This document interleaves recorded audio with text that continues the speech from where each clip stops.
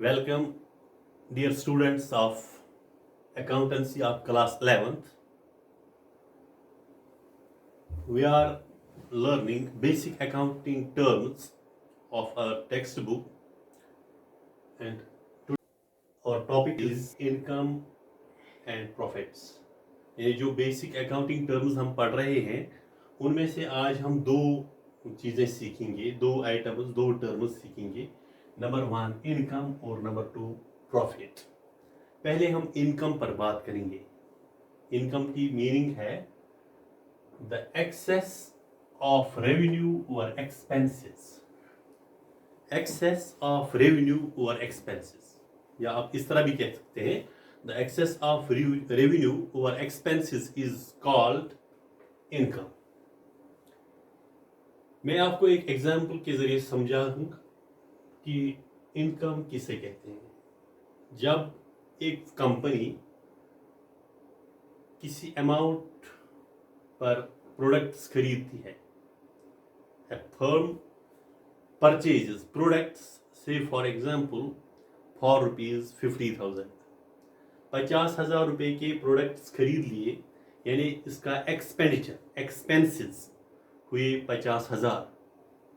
तो उसके बाद जो वहाँ फिर जब सेल होती है इन ही प्रोडक्ट्स की, तो ऑन सेल एक रेवेन्यू की सूरत में पैसा वापस आ जाता है। जो हमने पैसा खर्च किया होता है प्रोडक्ट्स खरीदने के लिए 50,000, ये पैसा वापस आता है, लेकिन उसमें प्रॉफिट भी होता है। उसमें ये ज़्यादा पैसा वापस आता है। जो 50,000 हम खर्च करते हैं, तो फॉर एग्जांपल हमें 60,000 आते हैं रेवेन्यू, तो उस चीज़ को रेवेन्यू कहते हैं। जो वापस पैसा आता है आफ्टर सेल वो रेवेन्यू है। यानी रेवेन्यू में से जो पैसा खर्च करके फिर रेवेन्यू में बच जाता है, यानी एक्स्ट्रा पैसा आता है रेवेन्यू की सूरत में, वो excess over this expenditure, excess over expenses, तो वो चीज़, वो पैसा, वो अमाउंट इनकम कहलाता है। एक इलस्ट्रेशन के जरिए मैं यहाँ पर आपको सिखाऊंगा द एक्सेस ऑफ रेवेन्यू और एक्सपेंसेस, यानी इनकम क्या चीज़ है। इलस्ट्रेशन है हमारे पास। Example, cost of goods is equal to rupees 80,000। यानी जब एक कंपनी गुड्स खरीदती है, कमोडिटीज या प्रोडक्ट्स खरीदती है, परचेज करती है, तो फॉर एग्जाम्पल एक कंपनी ने गुड्स खरीद लिए, परचेज किए 80,000 के, यानी कॉस्ट कितना है जो कंपनी ने खरीद लिए, कॉस्ट है इसका, cost of price, cost of goods, तो ये 80,000 है।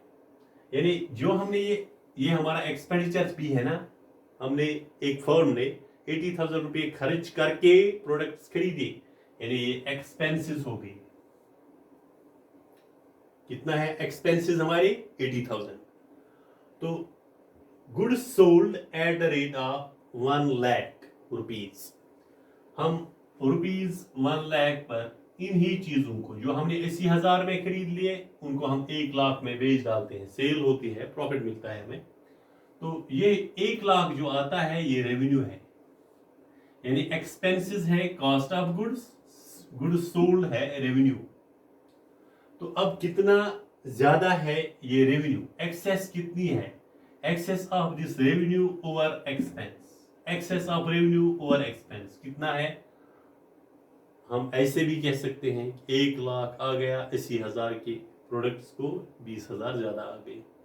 लेकिन उसके लिए एक फॉर्मूला है, income is equal to revenue minus expenses. ये जो इनकम है this is equal to revenue minus expenses.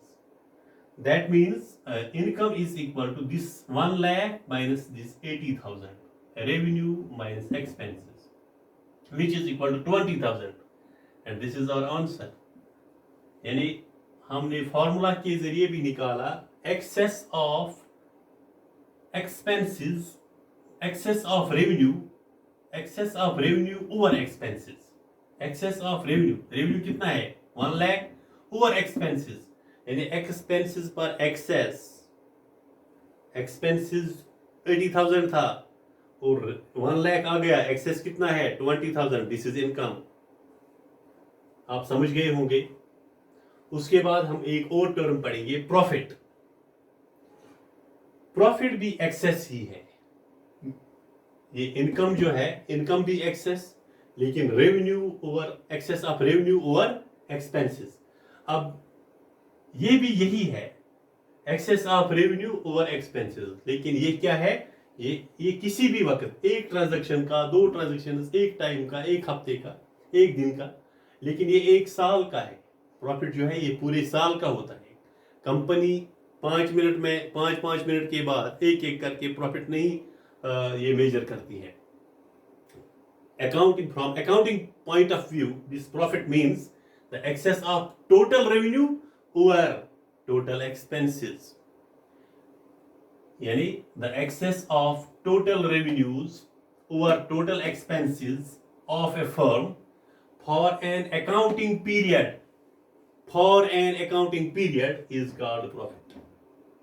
यानी एक तो total revenues यानी net revenues, total revenues एक साल के, total revenues over total expenses of a firm for an accounting period, जो फाइनेंशियल ईयर है हमारा, from 1st April this year up to 31st March next year, इन 12 महीनों का हमें कैलकुलेट करना है कि रेवेन्यू कितना आया है और एक्सपेंडिचर क्या था।